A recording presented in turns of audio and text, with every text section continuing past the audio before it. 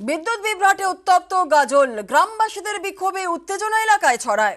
বিদ্যুৎ দপ্তরের অফিসে ধুন্ধুমার পরিস্থিতি, পুলিশ এবং গ্রামবাসীর বচসা ধস্তাধস্তি। বিদ্যুৎ বিভ্রাটে উত্তপ্ত গাজল, গ্রামবাসীদের বিক্ষোভে উত্তেজনা ছড়ায়। বিদ্যুৎ দপ্তরের অফিসে ধুন্ধুমার পরিস্থিতি। সেবক আমাদের প্রতিনিধি আমাদের সঙ্গে রয়েছে, সেবকের থেকে একটু বিস্তারিত জেনে নেব। সেবক, দেখো, গতকাল রাতের ঘটনা, যেখানে ট্রান্সফরমার বিকল হয়ে যায় মালদহের গাজলে। বিকল ট্রান্সফরমার সারানোর দাবিতে গ্রামবাসীরা তারা বিদ্যুৎ দপ্তরে এসে বিক্ষোভ দেখাতে থাকেন। আর এ নিয়ে বচসা থেকে গোলমাল বাঁধে। গাজল থানার পুলিশ ঘটনাস্থলে যায় এবং পুলিশের সঙ্গেও বচসা বাঁধে আন্দোলনকারীদের। এরপরে পুলিশ লাঠিচার্জ করে বলে অভিযোগ, যে লাঠিচার্জে সব মিলিয়ে 5 জন জখম হন, বেশ কয়েকজনকে আটক করা হয়।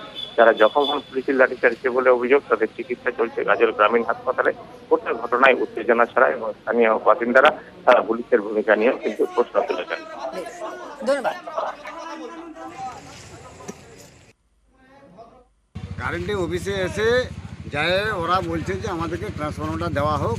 তো উনি বলছেন যে মানে এমনভাবে কথা বলছেন যে মনে হয় যে মেরে দিবে। তার বাদে তো এইখান থেকে পুলিশ গেল, থানা থেকে নবীনবাবু ও 5টা ট্রাফিক পুলিশ, ওরা যায় আমাদের ছেলেপেলের উপর এমন অত্যাচার করেছে, হসপিটালে শুয়ে আছে এখন। ওই পুলিশ যেন সাসপেন্ড হয়ে যায়।